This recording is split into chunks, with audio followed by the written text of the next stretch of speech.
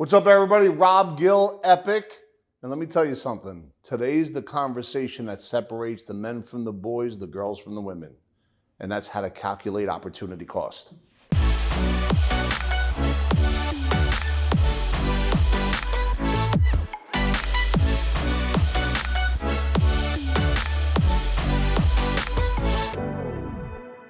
What is opportunity cost? Opportunity cost is the rate of return you don't earn with money that's either paying for a fee, an interest rate, or a tax. So let me just break that down real simple for you.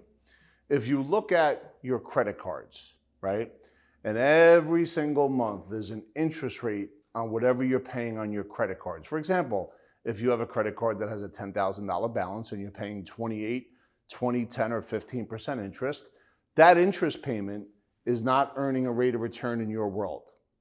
So let me say that again. I'll take that and rewind it back. That interest payment is not earning a rate of return in your world.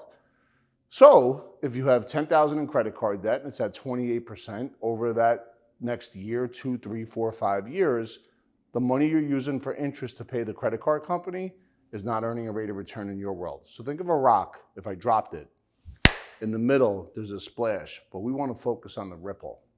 And in the space of the ripple is where we recapture lost opportunity costs and put that money back in your pocket where it belongs. So now that we understand that an interest payment to a credit card company, which by the way is non-preferred debt, Doug Andrews, you know about that.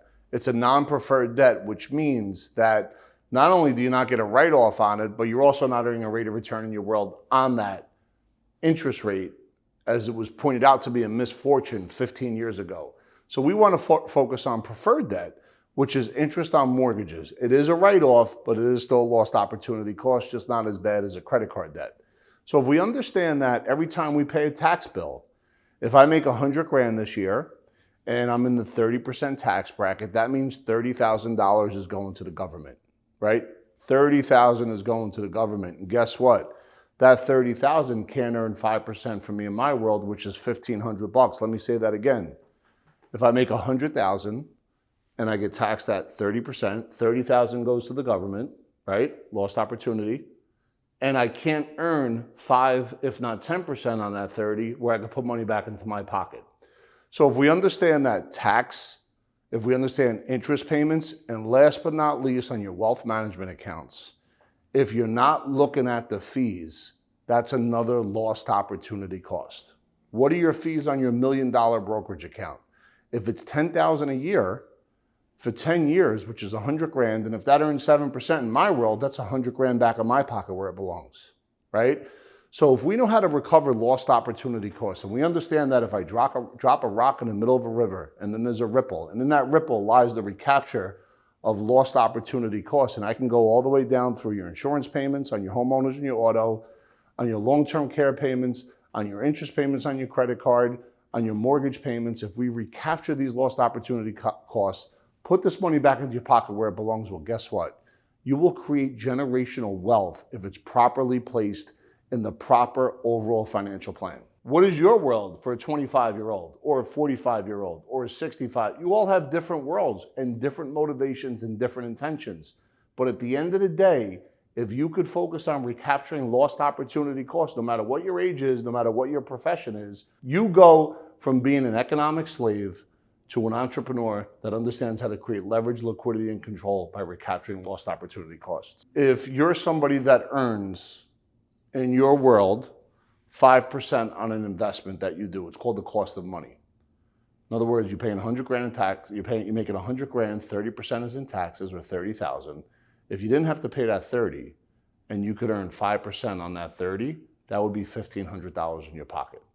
If you could earn 10% on that 30, that would be $3,000 in your pocket. And if you could do that every year and compound that out, that's more money in your pocket instead of the government's, the financial institutions, or the insurance companies. I just want to talk about one other thing, and it's been happening for 200 and 300 years. There's 3 forces that are experts on how to get multiple uses of your money. Number 1 is the government.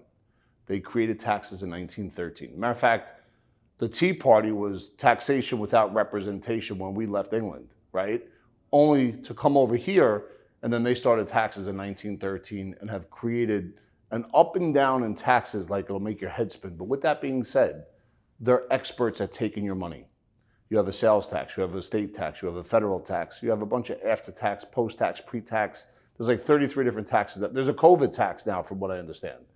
They're always got their money, their hand in your pocket. The banks, they created a strategy for you to give them money on a regular and ongoing basis so they could hold it and then give you back the least amount as possible. And they're connected to the financial institutions. So they're all experts at creating opportunity, not cost, but opportunity rates of return for themselves.